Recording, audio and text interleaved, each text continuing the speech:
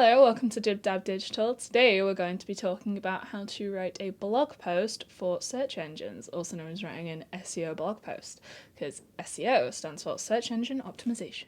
Now there's a lot of information to go through, so at points I may read from my lovely little notebook, which I think is pretty cute, and I make no excuses for it. The first thing you need before even sitting down to write your blog post is thinking of a topic that you're going to write about.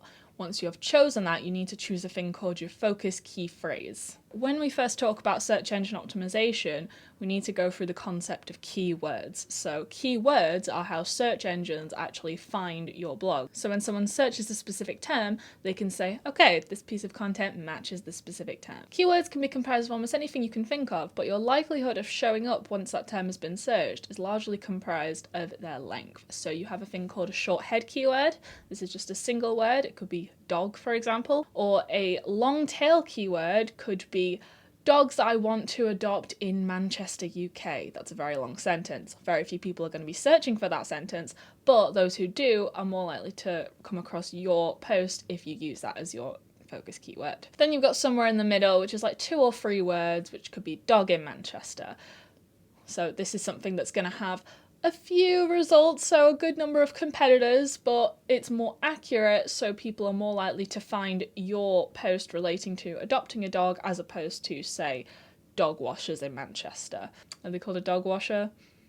I don't know, pet spa, something like that. But that's the point, someone may search dog washer and it would come up. It can be hard to know what keyword to focus on when writing a blog post, so I would suggest using a tool like SEMrush, Ahrefs, or my personal one that I like because it's free, and a lot of people probably like that too, is Google Keyword Planner. You can then type in a term that you want to focus on relating to the topic of your blog, and Google will suggest keywords that have had a certain amount of traffic, or it will tell you how many people have searched your exact term in the last given month, for example. The ideal thing you're looking for is a keyword that has a lot of high search numbers, but very few results that show up. This means you found a gap in your market that you want to capitalize on. Once you've found that, this will be your focus keyword phrase. These tools will also come up with things called semantic keywords, which is a word that is kind of similar to your focus key phrase and it has the same meaning, but it's not the exact phrasing. Semantic keywords are things that you can put throughout your blog post to avoid sounding like a robot who's just throwing in the same phrase over and over and over. This is kind of known as keyword stuffing. There are also things called latent semantic indexing keywords, which are what Google uses to associate your blog post with relevant topics of a similar nature that are not the exact focus key phrase you used. Now, once you've got your focus key phrase, the thing to remember is you want to keep using this throughout your entire blog post. You want to put it everywhere. We're going to talk about all the different things you need to include, but you should always bring it back to your focus key phrase. So now you've got your topic and your focus key phrase, you need to think about how you're going to structure your blog post. The official word for this is HTML headings, and they have different priorities like H1, H2, H3, and that tends to go down to 6, but they could technically go on forever. Your H1 heading will be your title. You need to include your focus key phrase in your title. Ideally, it's the first thing that comes up in your title, but you need to use it as soon as possible. Once you've got your H1 heading, you need to write your introductory paragraph, which is just 2 or 3 sentences going over the general gist of your topic, introducing your reader and sort of lasering in on the audience you want to approach, really speaking to them so they feel compelled to read on. Then you're going to go into your H2 headings. These are how you're going to separate your topics. Let's lean into this example of adopting your dog. So you're going to have the H1 title, which could be something along the lines of sausage dog for sale in Manchester, or sausage dog for adoption in Manchester, whichever you want to go for, whichever your keyword planner showed you had more research results. Then you're going to do an introductory paragraph saying, this is why I need to give up my dog. I really want them to go to a good home. I believe they'd be suited for XYZ environment. And that's how you sort of bring them into the topic. So then you could have H2 headings, which would go into the breed of the dog, how old it is, the specific information about your dog's life and how it's been so far. Then you could have a second HTML heading called its behaviors, another one going into its routine, and let's say you've gone on the one involving its routine, then that would be the time to use H3 headers, so its usual meals, eating habits, when it likes to go for a walk, what toys it likes to play with in a given day. Those are all topics that relate to an individual routine, so that would go inside your H2 paragraph. One thing to remember is you cannot do a H2 heading immediately followed by a H3 heading. You need at least a sentence in between the H2 and the H3 heading, or else search engines aren't really going to like that. They're going to feel like you're just trying to stuff more content into one than you actually have. You want to make sure that headings are used to separate your content into little digestible chunks that are easy for the reader to cut between. You don't want a big wall of text staring at them. That's going to turn off most readers. And you want to make sure that you include your focus key phrase in as many of these paragraphs as possible, as early in the paragraph as possible. HTML headings can go on indefinitely, but you really don't want to go beyond H6, because at that point, unless you're doing a mad scientific analysis, I don't know what you could even be segmenting that into anymore. When you want to put your focus key phrase into the headings and the body of the text in each paragraph, you're going to start wanting to throw in your semantic keywords so you don't start sounding like completely repetitious. Then at the end, you want to conclude your findings and bring a call to action into your reader. What do you want your reader to do after you have given them this information to work off of? If you're trying to adopt your dog, it could be a contact us to arrange a play date and test it out. If you want to do an example for your business, you can say sign up to our email list or go buy this product that we were discussing. It can be anything you want, but you don't want to leave your reader at the end going, that was really good. Gonna go make a snack. You don't want them to do that at all. Now remember, you don't want to lose the human element in what you're writing. You want the reader to remain engaged, and you want it to feel like you're having a conversation with the person. Obviously, it depends on the tone of voice of what you're trying to communicate. Maybe you've got brand tones and you need to be very analytical and very stern, but you still want it to read like a human's reading it. The thing about SEO is you're trying to appeal to search engines, very algorithmic things. These are robots that are looking for specific terms, they're looking for things of specific length, and they want to be able to pull down content that fits what a human is searching for. You don't want to sacrifice it so when the human finally gets there, that they just say, oh, well, this is rubbish. You don't want to say, I have a dog, my dog is brown, this dog needs to go. You don't want to do that. You need a catchy title. People talk about clickbait. You don't want it to be clickbaity, but you want it to be enough to grab the user. This is where the concept of EAT content comes into play. So EAT, E-A-T, stands for expertise, authoritativeness, trustworthiness. This is a concept that Google came up with, but a lot of other search engines have their own equivalent. Do you provide value? Are you trustworthy in what you're saying? Are you a believable source of information? People go on about fake news. What reason do we have to believe what you're saying? Do you have other people on the internet linking to wherever you're posting this blog on your website saying, yes, this is someone that I use as my resource for reference? These are the sort of things that you need to be able to demonstrate within your writing. It's not the sort of thing that you can build up in just one individual blog post. Each individual piece of content you produce contributes to your overall quality score in a search engine. People talk about on ads, they pay and therefore people see their ad more. It's not based off just that, it's based off your search engine optimization quality score as well. So this goes from organic into paid media and search. If you're just one of those clickbaity websites that can't keep people on your page for a long time because they realize that they've been clickbaited and they got rickrolled or something, I'm sure the viewer retention on Rick Astley is never going to give you up is absolutely awful, because it's not what people are expecting to see. It's going to tank your SEO. The engine wants to be able to provide resources where people will stay on that page for longer. In turn, if people find the resources they want to use via Google, they're going to use Google more. Google benefits from people using their search engine compared to Bing is because Google supposedly gives them more quality results, which is why Google wants to provide content of a quality nature that the audience wants to see. Now, all this seems pretty basic. You write a blog post that humans actually want to read, and you use a word so when search engines have it typed in, they know that it's related to that word. But how do you actually differentiate it from all the other people that are doing exactly the same thing on the internet? There are three types of SEO. There is on-page SEO, which is relevant to the content you're actually writing. There is off-page SEO, which we covered a little bit, which is your relationship to other people on the internet, and are they considering you a valuable piece of information? Are people being sent from other places online? And then there is technical SEO, which is a bit more codey, to do with the indexing bots, and you're trying to appeal to all the algorithmic stuff going on. So technical SEO is where most people will slack on their blog posts. Things you want to include in every single blog post to optimize for search engines. You need internal links, which are links going to other places on your website where you have posted this. So if I have a blog post and I'm using it to talk about an industry that a certain product may appeal to, then I want to casually sneak in a link to that product as long as I sell it on my own store, on my website, the same website.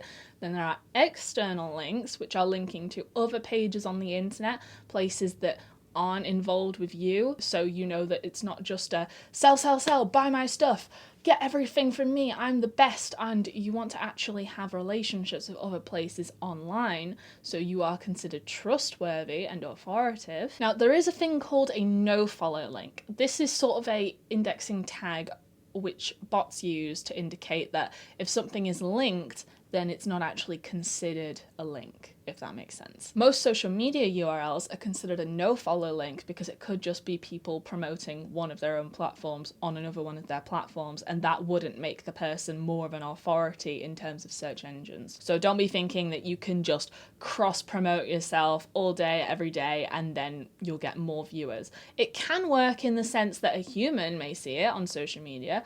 They may see it and go, oh, I didn't know that they were producing stuff on this platform. I would really like to see that. I'm going to share it with my friends. The human element of it, that's fine. But for algorithms on search engines, no follow links are useless to you. So you want to make sure you're linking to individual websites hosted by other individuals for the most part. Now there are these things called rich media.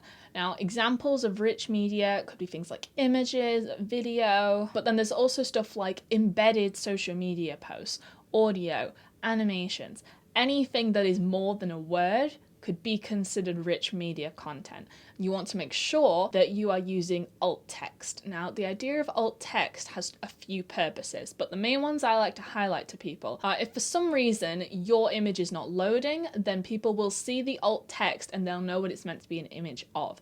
Then there's also the question of accessibility. So for blind people who can't actually see a photo, they're not going to know what it's talking about. They're not going to know a picture is there, or if they know a picture is there, they're not going to know what it contains. So if you're trying to illustrate a point with a photo, or you're discussing how you did a photo shoot, for example, and people can't see the actual image, it will at least describe what they should be looking at. But for SEO, the biggest benefit is if you include your focus key phrase in the alt text of your image, then it knows that it's got rich media associated with that concept.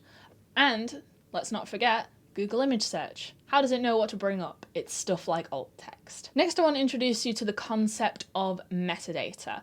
Metadata is stuff talking about the stuff you've written. So you have the meta description, which is a short little paragraph. If you link something on social media, for example, or if it appears as a Google search result, you see a little short paragraph showing up underneath the title or H1 heading of your post. That little description is the meta description. Now, it's really common that most people will just take the first paragraph of what they've written, their introductory paragraph, and then tweak it a little bit, and that should be fine. Of course, you can do something more catchy, like, hey, check out us discussing this topic, but that only works for certain audiences, I find. You want to make sure it's about 160 characters or less, because otherwise it's just going to get cut off by most places displaying it, and you want to include your focus key phrase there as well. There are a lot of plugins and tools on CMSs, which are content management systems, that help you optimize for search engines. There are ones that are really popular like Yoast. I personally like all-in-one SEO, and they can score your content out of search engine optimization, but also out of readability. So it thinks one side for the technical computer stuff and one side for the actual reader you're trying to engage with. We've talked a lot about the search engine optimization, but also for your readability score, you want to consider how you're actually writing your sentences. So you want a nice spread of shorter sentences and longer sentences. You don't want like a big running paragraph, which is just one whole sentence, but you also don't want about 5 different da-da-da-da-da, because it just isn't a good thing for people to read. It's not enjoyable. It feels unnatural. Kind of like how if you can see a cut in an edit, you don't want to notice the tone of what you're reading. It just wants to flow naturally. You've got to make sure you're using proper punctuation and you're not using a passive tone. Everything you say has to have a purpose. You can't just be adding extra words to get that word count up, because word count can count towards your quality score. They say that you want to have at least 500 words for a blog post to really possibly show up as a result in a search engine, but then you can go like 1,000 words, 2,000 words. You even have these things called cornerstone blogs, which people may only write once every quarter or even once a year, or major calendar events for an organization. They'll write a cornerstone blog, which can be considered evergreen content, and then people can go back to it whenever and it won't matter.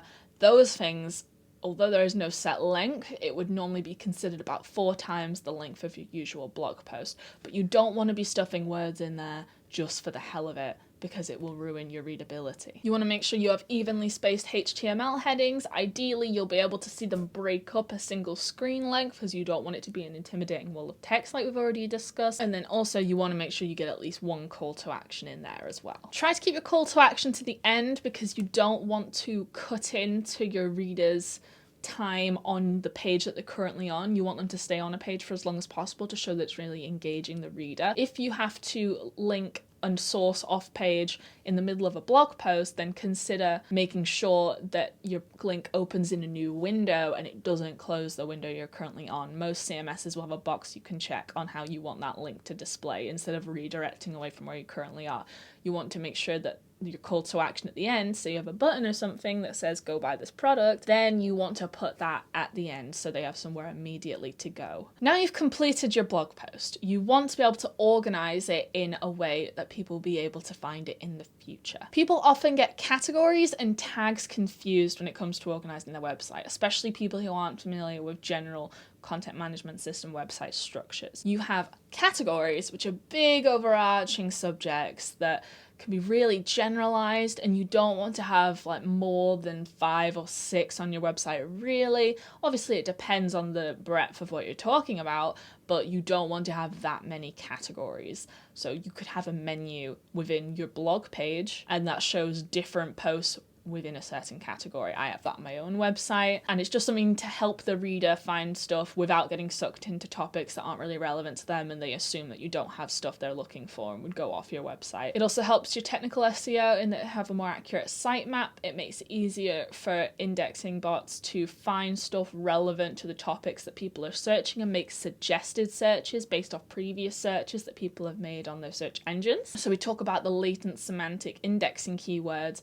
It's kind of works in the same sense, only instead of working on an individual post level, this now works on a category level. The same concept applies to tags, only tags are more specific to the individual post you've created.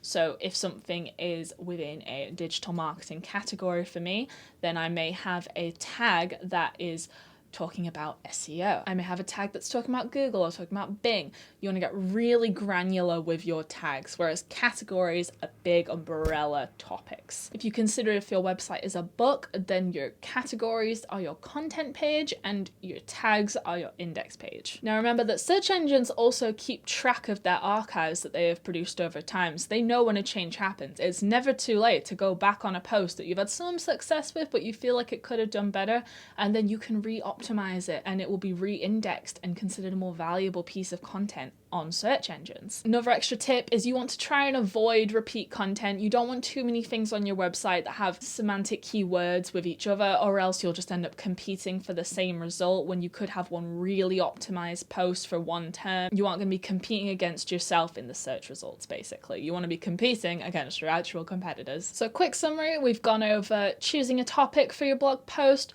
choosing a key search term so you know what to write about, how to optimize your actual written content, and then also how to add stuff like rich media and then categorize and make your content easy to find for both humans and robots. A lot of you probably came into this video thinking I'm just going to tell you how to write better, but now you found out you need all these different things like links and photos and video clips or anything. If you find yourself in need of resources like that, then check out my online store, dibdabdigital.com/shop. I actually sell rich media bundles, so you can choose photos that are relevant to your industry and you can add those to illustrate the points you've been writing about. I also have blog posts of my own that follow these guidelines, and you can look at them and read them as examples of content to do. That's dibdabdigital.com/blog. And please subscribe and let me know if it's helped you in the comments.